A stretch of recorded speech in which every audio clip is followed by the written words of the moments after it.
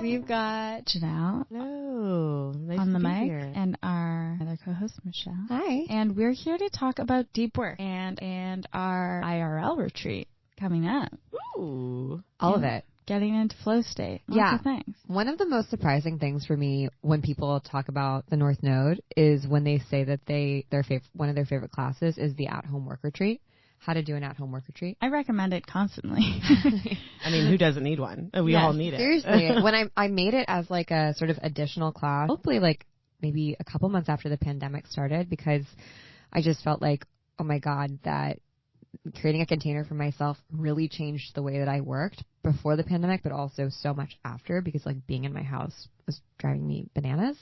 And I kind of just thought it would be like a throwaway class that maybe some people would watch. I mean, I put some effort into it, a lot of effort into it, obviously. I just thought like, well, I don't know if other people are like me. Maybe I'm just a weirdo who like can't work at home and I don't know, is like an obsessee who needs to like go to a different space and like be in her little cocoon and like not talk to anyone.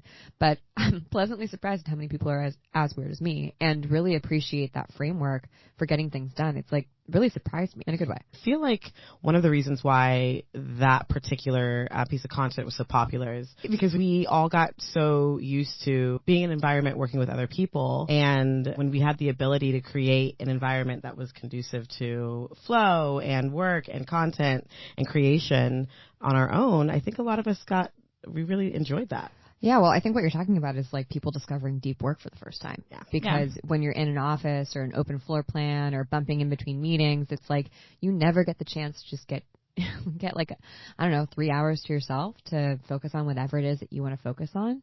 And while I think the beginning of the pandemic was a lot of hurry up and wait, sit around, not quite sure what we're supposed to be doing. Are we working? Are we fired? Like, what's the deal? And then sort of being in a trauma response or in survival mode and not being able to focus, realizing that we really do need that carved out container of deep work in order to do our work, to like move past the sort of minutia day-to-day to-do list tasks, like, making social media posts on Canva, and really not like taking tasks that are not needle moving activities and finding the things that really amplify our priorities and help us make quantum leaps, the big needle moving tasks, and realizing you need a couple hours to like dig into that shit. It can't be done in 35 minutes. Yeah.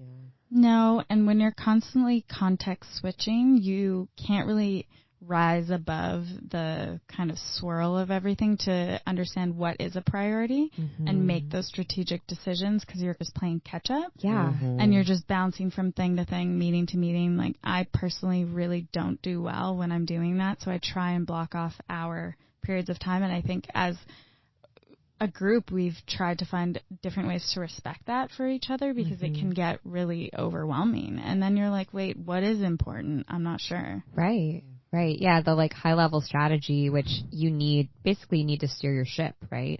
And if you don't know where you're going, then like you're kind of paddling in a circle with all of your tasks. You're just spinning your wheels.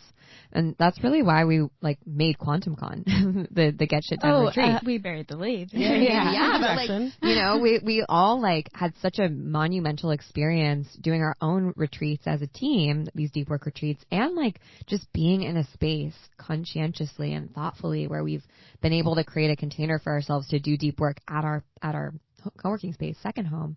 We wanted to give that to other people, because there are so many people who are still working from home, who are beating themselves up for procrastinating on things that they feel like they should have accomplished or they should have done, and like they're making meaning out of it, making themselves like, making up a story that they suck or that they're wrong, when in reality it's like, babe, you don't even know how to do deep work, and no one's given you the opportunity to do it. And we're not taught or encouraged to do deep work in most of our settings, because that's just not how most of society is operating right now. Exactly. Yeah, well, I also think when you think about deep work on the surface, there's this feeling of like leisure and time, right, and like stretching out and diving. And in a society where we are constantly pressured to produce, there's no time for that, right? Like there's no time to have time, It like feels opulent or luxurious. Yeah. Well, it also, there's a reason that like our workplaces don't integrate intuition into them. And it's because when we're constantly sort of jumping from puddle to puddle, like flitting from context to meeting to whatever, we don't have an opportunity for our intuition to speak loud and clear. Mm-hmm. We need silence. We need stillness. We need deep work for intuitive hits to come through, for intuitive downloads to come through. And for so many people who make content, really what they're doing is just channeling. Mm-hmm. They're, it's not like, I know a lot of the stuff that I make when I really sit down to do it, it doesn't come from me. It comes from like something way smarter than me. And when I try to muscle up through it and just like, oh, can I bang this out in 15 minutes? It's not good. It's because it's me talking. I'd much rather connect to some intuition, some intuitive download, and let that genius come through. And that can't happen unless we have a container for deep work. Yeah, God, it's crazy actually that this is the conversation that we're having right now. I just had a conversation this weekend with an old writer, mentor of mine, and made the statement like, I'm a bad writer. Writing is not my thing. And he was like, that's not true. I've experienced you and your writing. And he's like, you're a good writer. You just go too fast. He's like, my old partner and I, we would wait, literally, it would take an entire day before we would write the next line. And we would never move on to the next line until we had the line before it and it felt good in us. And so, yeah, he was like, moving too fast doesn't allow for that genius to come through. Because it isn't you. He said the exact same thing. It's very true. Yeah, you are a good writer. Yeah, in our writing workshop, when we carved out an hour and a half to write, like, as we practiced, you got stronger and stronger, like everything that you put out. Thank you. I appreciate that. Yes. Well, I have learned to not claim the fact that I am a bad writer. One, because, right, words mean things and words manifest. And also, I also think it's okay to, like, acknowledge your strengths, right? And and your weaknesses, right? Because you can get stronger in your weaknesses. And so one of the things that I am working on is my skill of writing, and that's across a bunch of different genres. Specifically, this weekend we were talking about script writing, and I'm also learning copywriting. Thank you, Michelle. Thank you to the workshops. And I'm just learning different ways to write, and I'm getting stronger, which I really appreciate. Writing is also one of the skills where you can like see improvement quite quickly when you're consistent. Consistency also, yeah. And that consistency also, I feel like, ties into deep work. I feel like if you're out there listening to this and you're like, sounds kind of sexy. Also, I feel like I'm not doing deep work. You might suffer from some symptoms. Like, it's really hard for you to focus. Or even when you put like consistent tasks in your calendar, like 9 a.m., check email or practice writing for 15 minutes. It just doesn't happen consistently. You can't complete a task to totality. Like, you get to halfway through it and then you're just like, ugh. You get frustrated, or you run into a block or a wall. It feels like it's really hard for you to come up with new creative ideas. Like, you're just kind of regurgitating the same old stuff, or you even maybe feel like you're copying other people because you're just like not really getting inspiration from yourself, or you've been kind of like stuck on a thought or an idea, and you can't really move beyond it. Like, it hasn't advanced. For example, maybe you have a concept around a podcast that you want to make, but you just can't move past like the first 3 episodes. You can't see where it's going to go. Or maybe even like a theory that you're working on, and it's really, you haven't been able to like play it out. Like, maybe my theory is wellness is dead, but maybe it's stuck with this same, or sort of in like a loop, because you just feel like it can't develop for some reason. And then maybe finally, like, you just don't feel connected to your intuition, especially when you sit down to work. It's almost like you become a different person. You, like Severance, you become this work version of you that like shuts down half of who you are, or all of who you are. And then you have to like shake off your work side in order to connect to your intuition.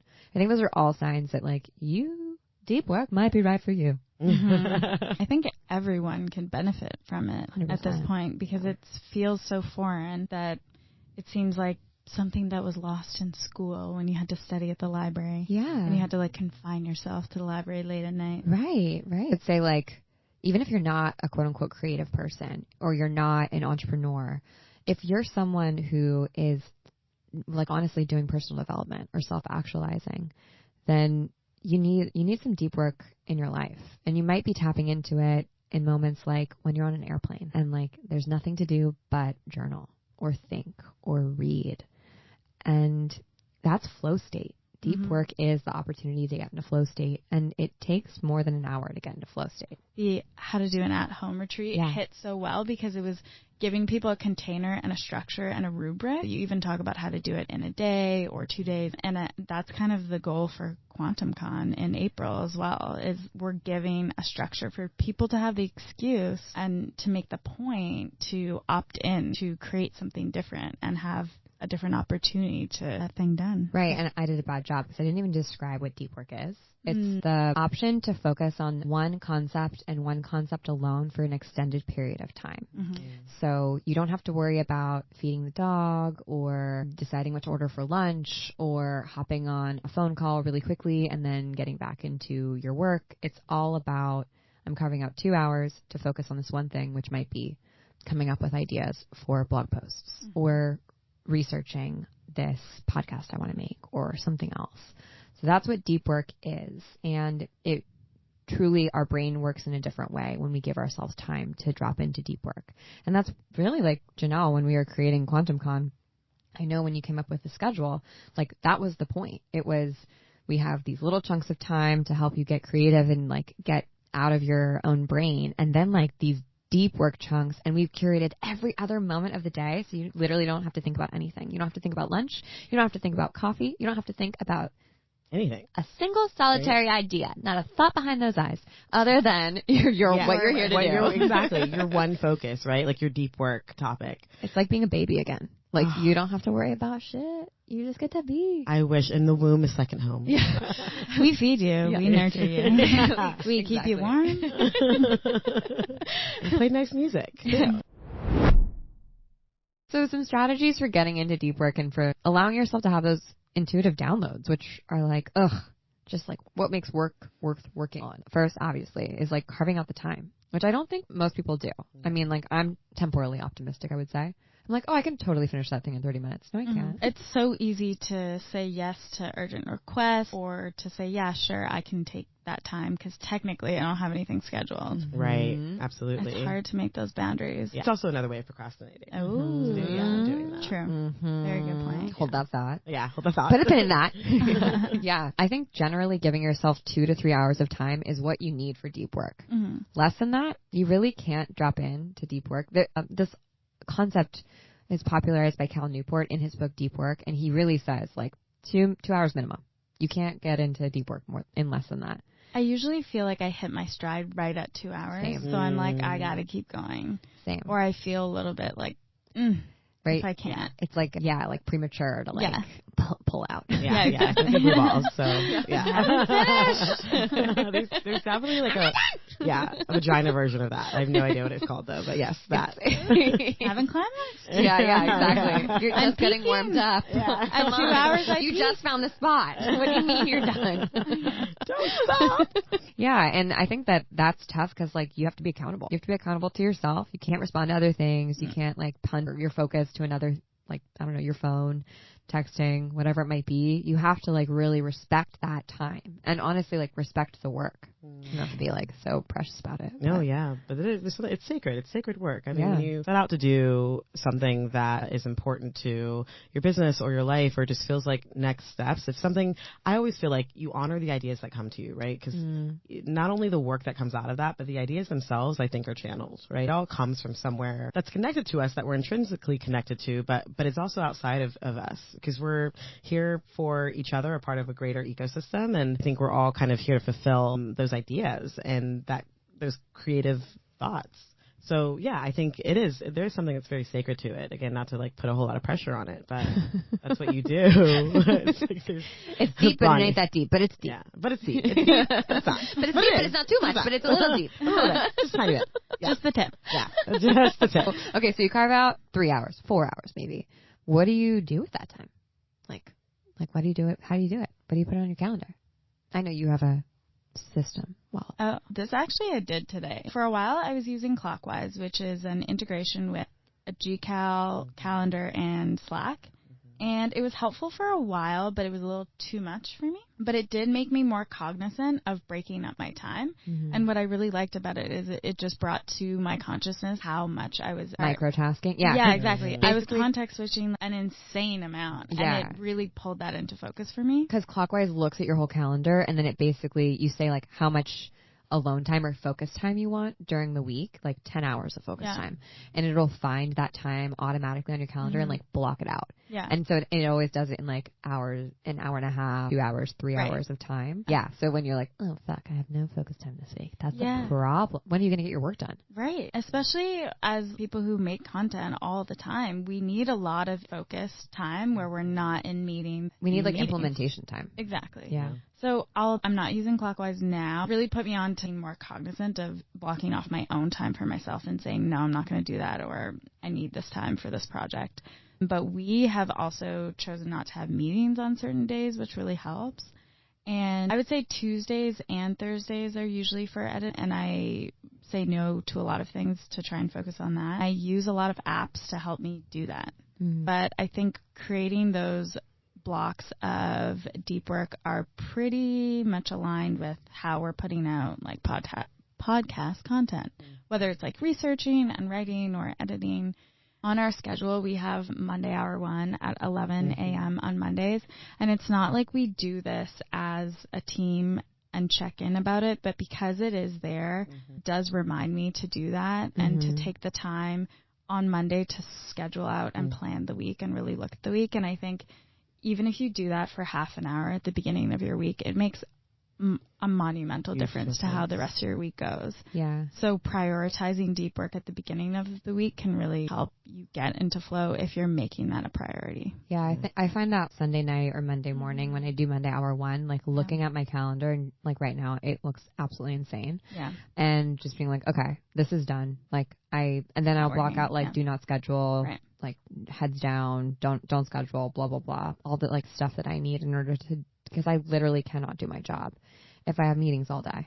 That's why I'm kind of a bitch about it. You know? No meetings. Yeah, like, no, I'm not available. Sorry. Well, and we also don't have a meeting culture. And at one of the companies that I worked at last, there was a very clear distinction point at when we grew to a certain size that there is decisions made about how long meetings could be for what and what was then used, what was communicated over Slack versus email versus a meeting. That's good. And everyone had to get really clear and on the same page about it. And it actually changed everything for the better. It was so helpful. That makes such a big difference. Yeah.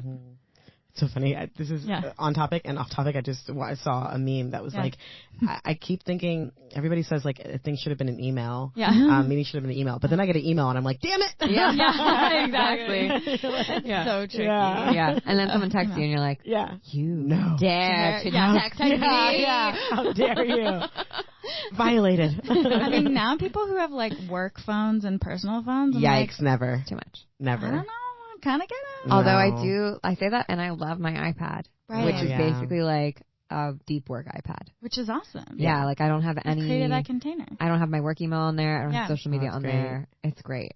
Well, and that's the thing is like you can use technology to your advantage. Like we all use different apps to help us focus and to create, now the iPhone is great at giving you different options to turn notifications off. I love that. Yeah. I think it's so kind. Yeah. Do not disturb. For everyone involved. Yeah, because you get a notification of like, oh, so-and-so is not, they're not going to get this message. Just as a heads up. Like, don't expect them to text you back. Yeah. The hilarious thing though is like, it's like this was silently sent because their notifications are off. However, if it's urgent, we can go ahead and bypass that. Yeah. Apple's like, fuck your boundaries. The amount of people that call me twice. Because they know that they know. That's true. Yeah. I'm like, I know what you do. That's because I'm always on do not disturb. 24/7. Yeah. You're like, don't ever at me. Yeah, same. But I'll actually link this article in Medium because as I was thinking about this episode, I rediscovered it. It's kind of old, so a little outdated. But it's this guy who posted basically all of these different, I don't like the word hack, but I don't really know how else to say it. All of these features that you can edit on your iPhone to make it a better space for you and to basically have agency over your interactions with your phone and not have it feel like it's controlling you. And one of the things that this got me to do maybe a year ago was turn off a lot of notifications and change my settings and get really specific about which apps I would allow any like banner notifications from, which helped a lot. But it also helps replace habits. Like he talks about putting and you were saying you do this, Michelle, but putting your social media apps like on the second page of a folder in your phone on the last page, so that you're really creating a barrier so that you have to think about it before you do it. Yeah, you can have apps that aren't even on your home screens, so you have to like basically go into the search function to find them, and that's what I do for social media. That's great. That's smart. It helps. I mean, I can do it really fast now because it's like muscle memory. I know, that's what I do now. I just search them and then it's like, you like know where it is. Yeah, you gotta like switch it up on yourself, you know? Yeah, exactly. Where did I put that thing? Yeah, and of course you can set the timer for like how much you're using something. I always bypass that. I was like 15 more minutes. I know. 15 more minutes. It's like, extending your bedtime or like snoozing your alarm or something. So actually a trick that I have tried using, mine is usually throw my phone into my bag in the other side of the room and like close my bag. Yeah. So if I have to go and get it, I'm like, do I really need it? Yeah. But my friend also in the North Node, Alyssa. Hey, shout out. One up, Alyssa. She recommended, she was doing some research about digital minimalism, and she recommended putting a hair elastic or an elastic or like a scrunchie on your phone so that every time you look at it, it interrupts your habit loop. So you have to kind of pause and be like, do I really want to like take the scrunchie off the phone to be able to look at it and use it? That's really smart. It brings it more to your consciousness to be like, is that really what I want right now? Right. So that's a really simple way to just be like, that's smart. Now I'm going to break the cycle.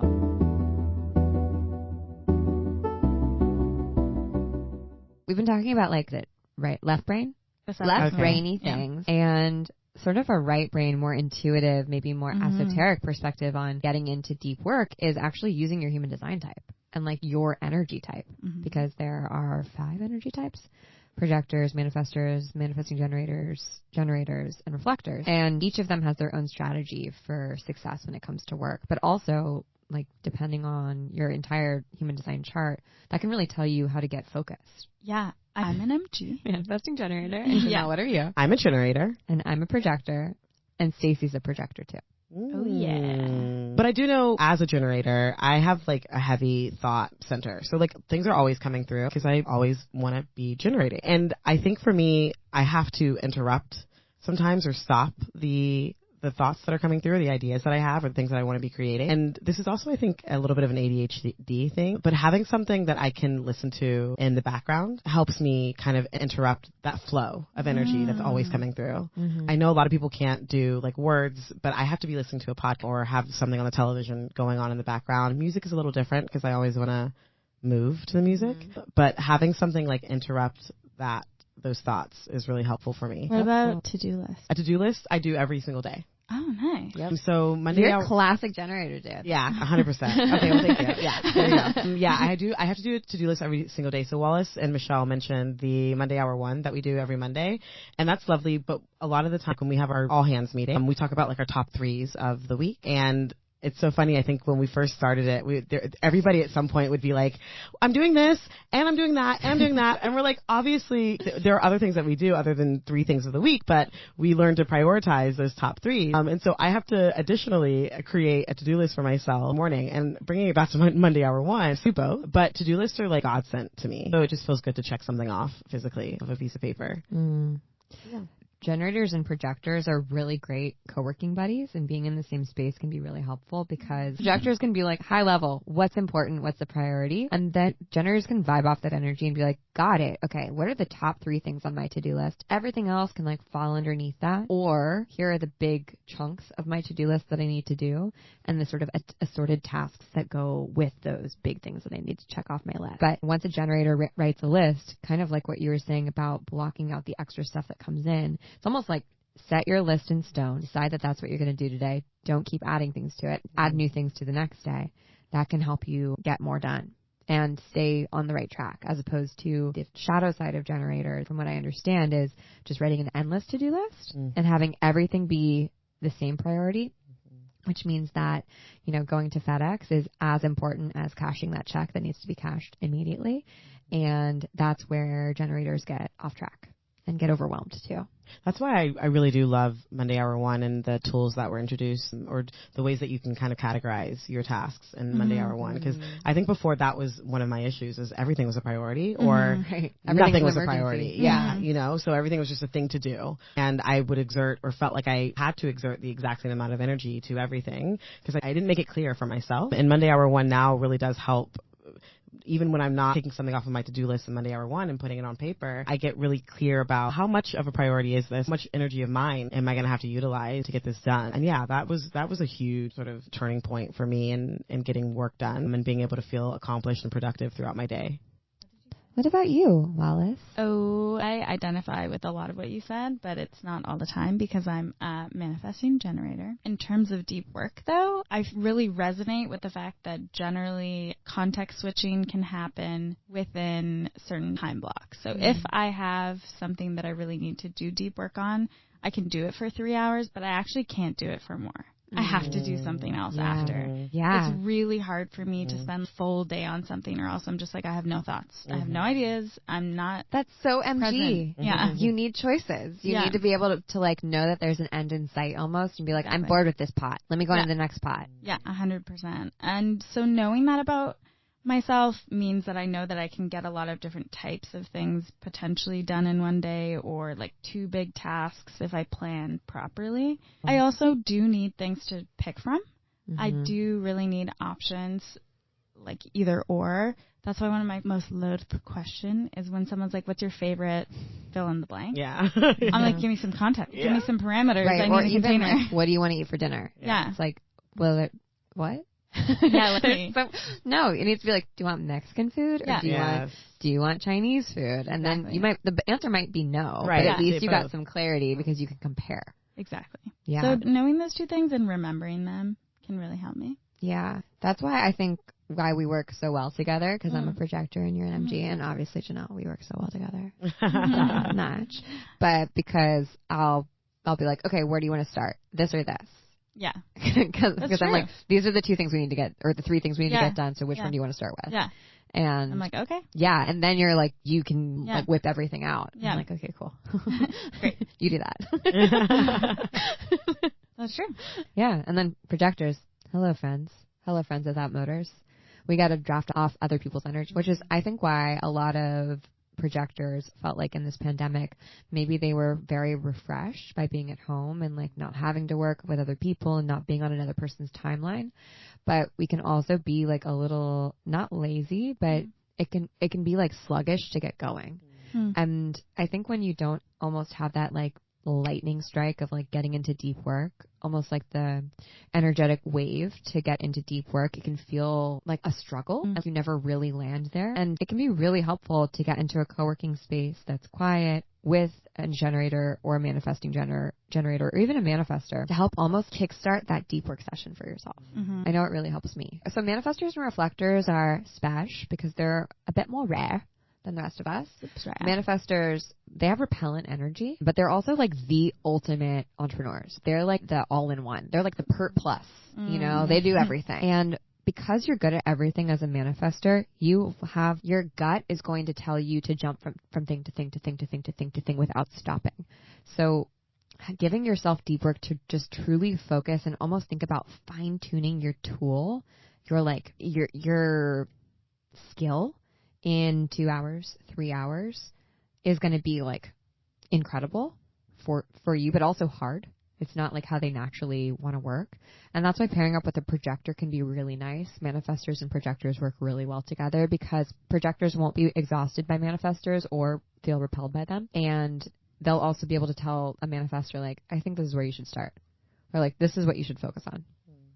And jump from there. And then reflectors are their own unique special little beings because they really pick up and reflect back whatever they're around. So depending on what you need, if you want to be like deeply focused and see from that bird's eye view, hang out with projectors. If you want to like bang out your to-do list, hang out with generators. If you want to be the jack of, or Jill of all trades, like hang out with MGs. Like if you want to just vibe on big entrepreneur energy, hang out with manifestors. But reflectors can really like, they can kind of flow between all the parts, which is cool. I would like to know more reflectors. Same. I know, they're very rare. Yeah. And I mean, also good and bad because who they surround themselves, not bad, but like who you have to be really careful who you surround yourself with. Yeah. Because if you're around someone who's just like chaotic mess, who's always jumping from thing to thing to thing and like feels like they're procrastinating all the time and constantly behind, like you're going to see that, you're going to reflect that too. Like your life will look like that too.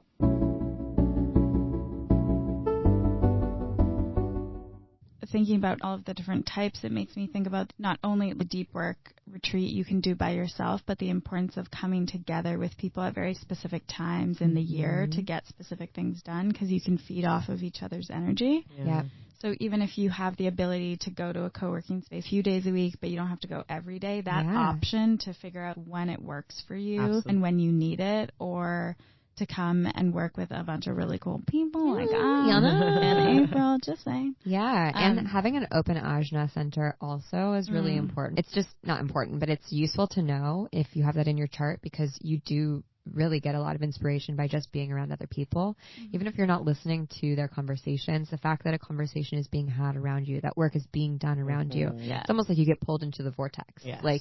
And I think we've really been missing that over the last few years. And I think that there's something that's so beautiful that happens when a bunch of really unique, different people get in the same space and are working on their projects. There's this almost like energy. And this like overlap effect, this like diagram. It's almost like we begin to sort of like meld in a really cool way. And that yields something beautiful and different from where we started. And that's why I'm just like so excited for Quantum Con, because that's really what it's all about. Yeah, it's going to be a lot of fun. I'm like, I know like we're going to be working it, but I'm also like, what kind of like, what deep work project can I bring to the space? Because it's going to be so ripe for getting that thing done, getting momentum, you know, in your world, in the project. So yeah, I'm excited. Honestly, this is like my dream work situation. Having a weekend where I can put on autoresponder, no one can fucking bother me. If I was coming in from out of town, that'd be even better. Staying in a hotel, are you kidding me? Nothing to worry about. All I have to do is show up and do my work, and I will be around cool people, but I'm not required to like be networking. I just get to like vibe. And then if I get stuck, there's like 30 tarot card decks and like a bunch of people to help me, and cool classes I can drop into to get inspired. And oh, by the way,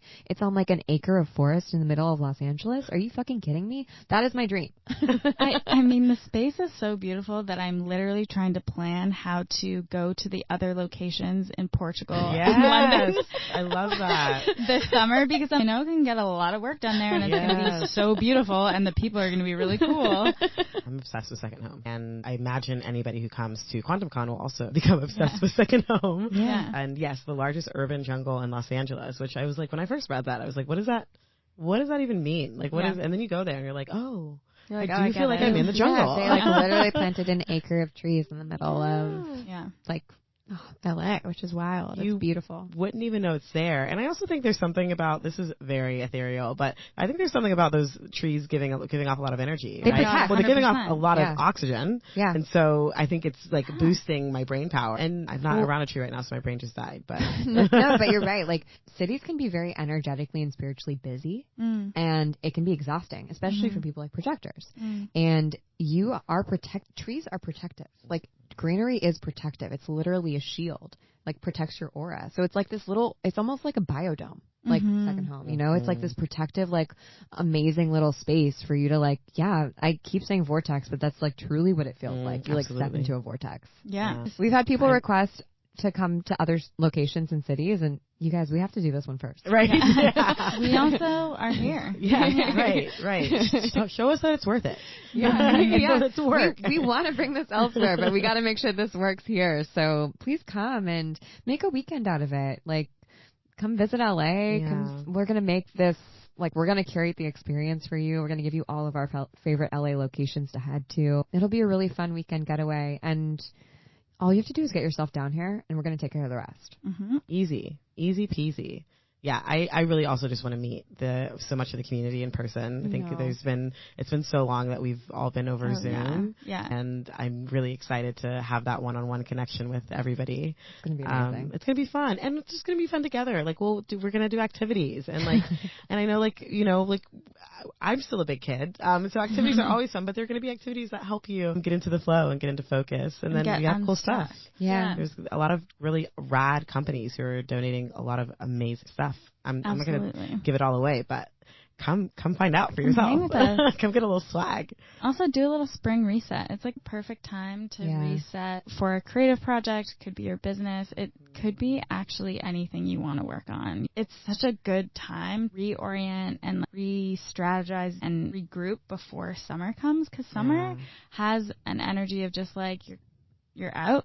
You're out there, you're out and about. We out here. Yeah. Out in the world. You know, there's travel, there's just a lot of really awesome energy happening, but it's also nice to have foundations set up so that once you're heading into that season, you're already knowing the direction that you're going with whatever project it is that you bring to QuantumCon. Absolutely. And even like outside of the scope of the project, I think it's a way to kind of reassess the way you approach work in general and the way you want to show up in your work, which I think we were talking about this the other day, that we can't go back to what we were doing before, you know, the panini. I think it wasn't actually working for any of us. And I think that's why so many people felt, I've heard and this is like not to slight any of the awful things that happened during the time. I 100% acknowledge that. But I've also on the other end of it have heard so many people be like, I actually kind of thrived through having that opportunity to kind of like sit back and take some time and reflect and reset and rejuvenate all of the art. And I feel like now that we're going back more into the workforce and going back into offices and things are kind of going back to quote unquote normal, which will never be normal again. I don't even know what that is. I think we're realizing, or I'm realizing, that we can't go back to whatever it was before. And it's going to be interesting to see how people sort of take that authority into their own hands and approach their work from a different perspective, or show up in a different way, or try new things, or put themselves in new environments, especially because a lot of us are still working from home. And I think this is an opportunity for us to really look at the future of work in general and entrepreneurship and just how we live our lives. And we're like priming a really great, curating a really great space to explore that and what that can look like for you. Such a strong point. Like, we really are at a crossroads where we can choose the old way, and like it seems like it really wasn't working for a lot of people. That's what we've really realized. Or we can choose a different, better, more interesting, more intuitive, more powerful way of doing things. And like, are we set up for that? Have you set yourself up for that success? Have you set yourself up well for that journey, for that decision, to build that to strengthen that new muscle? And if not, or maybe you're not quite sure, like, this is such a beautiful opportunity to do so. So yeah, we'll see you at QuantumCon. It's April 30th and May 1st. So grab your tickets because pricing goes up on March 31st, and your first time payment is $225. Yes, absolutely. Super affordable. And if you were into what we're digging into today, we're going to be talking about the sneaky procrastination spirit that likes to visit all of us from time to time next week. And we're also going to be getting into extended mind theory, which we've been talking about on the podcast. Michelle has definitely been talking about in the systems and spells class as well, but we're going to talk about it as it relates to procrastination, but also getting into a flow state in person, co-working, or at an event like we're hosting, or what you can do in your own space to plan for extending your mind. We will throw in the show notes, as always, all of the links to QuantumCon. We'll also share Monday Hour 1, which we talked about. Classic. Yes. As well as I'll post this Medium post that I was talking about hacking your phone. And thank you for hanging out with us today. We'll see you on the internet.